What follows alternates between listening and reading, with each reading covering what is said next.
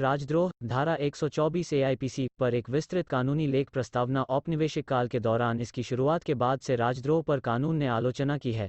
भारतीय दंड संहिता की धारा 124 राजद्रोह के अपराध से संबंधित प्रावधान प्रदान करती है। अपराध का मूल यह है कि अभियुक्त को अपने शब्दों, संकेतों या दृश्य अभ्यावेदन द्वारा सरकार के प्रति घृणा या अवमानना देशद्रोह के अपराध में आईपीसी की धारा 124 के तहत सजा दी जाती है। हालांकि यह धारा राजद्रोह शब्द की एक विशिष्ट परिभाषा प्रदान नहीं करती है। प्रारंभ में राजद्रोह के अपराध को क्राउन और उसके लोगों के खिलाफ किया गया माना जाता था, जिसमें पूर्व को सर्वोच्च शक्ति माना जाता था और बाद वाले को पूर्व के प्रति वफादार रहकर अपनी भक्ति प्रदर्शित करने की आवश्यकता थी। लेकिन यह देश की स्वतंत्रता से पहले था। स्वतंत्रता के बाद अब संविधान से शक्ति प्राप्त की गई है। वैध सरकार और चुने हुए प्रतिनिधियों के बीच अंतर है और इसलिए अधिनियम राजद्रोह राज्य के अस्तित्व को खतरे में डालता है। भारतीय दंड संहिता की धारा 124 राजद्रोह राज्य के खिलाफ एक अपराध है जो सरकार के प्रति घृणा या दुर्भावना को बढ़ावा देता है। भारतीय दंड संहिता की धारा 124 के तहत राजद्रोह को परिभाषित किया गया है, जो कोई भी शब्दों द्वारा या तो बोले गए या लिखित या संकेतों द्वारा या दृश्य प्रतिनिधित्व द्वारा या अन्यथा घृणा या अवमानना या उत्तेजित करने का प्रयास करता है या करता है।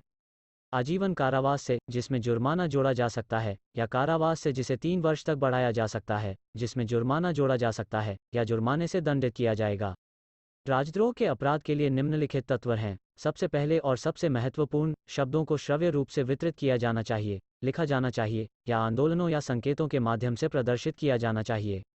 इसे व्यापक आबादी में सरकार के प्रति शत्रुता, अवमानना, अप्रसन्नता या शत्रुता पैदा करनी चाहिए। जो लोग हिंसा करते हैं या दूसरों को हिंसा करने के लिए प्रेरित करते हैं, वे देशद्रोही कार्रवाई के महत्वपूर्ण घटक हैं। यदि आप सार्वजनिक व्यवधान या हिंसक विरोध के कार्यों के माध्यम से किसी भी तरह से सरकार का अपमान या विरोध करने के लिए दूसरों को आमंत्रित करना चाहते हैं तो राजद्रोह का संचालन करना संभव है।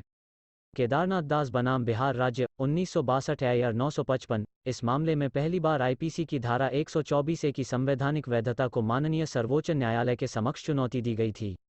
अदालत ने फैसला सुनाया कि कानून और व्यवस्था में व्यवधान या गड़बड़ी या हिंसा भड़काने के उद्देश्य या झुकाव वाली गतिविधियों को आईपीसी की धारा 124 के तहत प्रतिबंधित किया जाना चाहिए। हालांकि यदि इस भाग को मनमाने ढंग से लागू किया जाता है तो अनुच्छेद 19 का उल्लंघन होगा। किशोरचंद्र वांगखेमचा बनाम भारत संघ WP CRL 2021 का 106। भारत में 2 पत्रकार किशोरचंद्र वांगखेमचा और कन्हैयालाल शुक्ला पर सोशल मीडिया पोस्टिंग और ड्राइंग के संबंध में देशद्रोह का आरोप लगाया गया था। उन्होंने धारा 124 की संवैधानिक वैधता को चुनौती देते हुए एक रिट केस दायर किया, जो देशद्रोह को अपराधीकरण और दंडित करता है। यह तर्क दिया गया कि केदारनाथ मामले में निर्णय पर पुनर्विचार किया जाना चाहिए। जवाब में जस्टिस UU ललित, इंदिरा बनर्जी और KM जोसेफ की 3 न्यायाधीशों वाली सुप्रीम कोर्ट की बेंच ने सरकार को नोटिस जारी किया। याचिका में दावा किया गया है कि केदारनाथ सिंह मामले में स्थापित मिसाल अब लागू नहीं होती। 1962 में सामाजिक आर्थिक स्थितियों के कारण धारा 124 में उल्लिखित प्रकार के उपयुक्त प्रतिबंधों की आवश्यकता हो सकती है। लेकिन तब से सुरक्षा और सार्वजनिक व्यवस्था को नियंत्रित करने वाले नए कानून बनाए गए हैं, जिससे धारा 124 अप्रचलित हो गई है। याचिकाकर्ताओं ने यह भी कहा कि प्रावधान की अस्पष्टता ने मनमाने ढंग से निष्पादन और दुरुपयोग की अनुमति दी। यह अनुच्छेद 19(1)(a) द्वारा गारंटीकृत स्वतंत्रता के साथ असंगत था।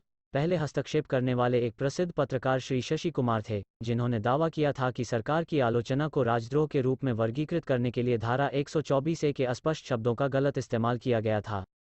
उन्होंने संविधान सभा और प्रारंभिक संसदीय बहसों का उपयोग करते हुए कहा कि राजद्रोह अधिनियम का उद्देश्य असहमति को दंडित करना नहीं था।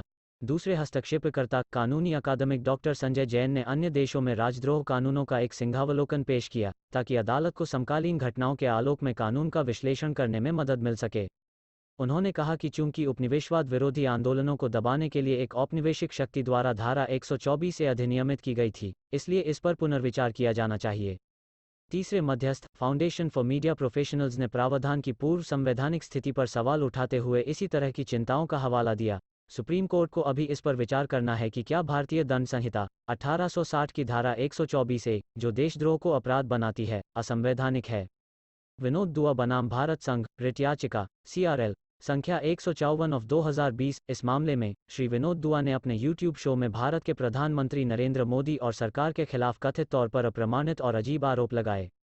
एफआईआर के अनुसार उनके इस तरह के झूठे आरोप लगाकर आबादी के बीच आतंक पैदा करने का मामला दर्ज किया गया। 3 जून 2021 को भारत के सर्वोच्च न्यायालय के जस्टिस यू ललित और विनीत सरन की पीठ ने दिल्ली में सांप्रदायिक दंगों के बारे में अपनी यूट्यूब प्रस्तुति के लिए पत्रकार विनोद दुआ के खिलाफ दायर प्राथमिकी को खारिज कर दिया, जिसमें नागरिकों की सरकार की आलोचना करने की स्वतंत्रता को बरकरार रखा गया था।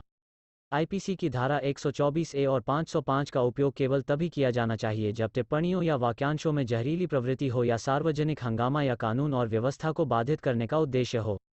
माननीय सुप्रीम कोर्ट ने देखा कि याचिकाकर्ता ने दावा किया था कि बालाकोट, पठानकोट और पुलवामा पर भारत के हवाई हमलों को वोट हासिल करने के लिए राजनीतिक घटनाओं के रूप में इस्तेमाल किया गया था, लेकिन प्रधानमंत्री के खिलाफ कोई दावा नहीं किया गया था, जैसा कि प्राथमिकी में कहा गया है।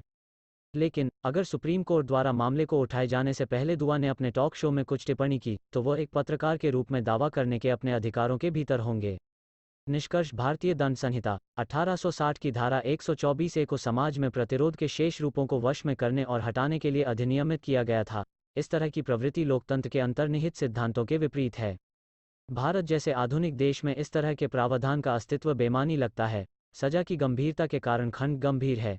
इस तरह के प्रावधान की निरंतरता भाषण और अभिव्यक्ति की स्वतंत्रता को बाधित करती है, जो संभवतः भारतीय संविधान के अनुच्छेद 19(1)(1) द्वारा संरक्षित एक मूल अधिकार है। समाज की बदलती मांगों को पूरा करने के लिए भारत के राजद्रोह कानूनों को अनुकूलित और बदलना होगा।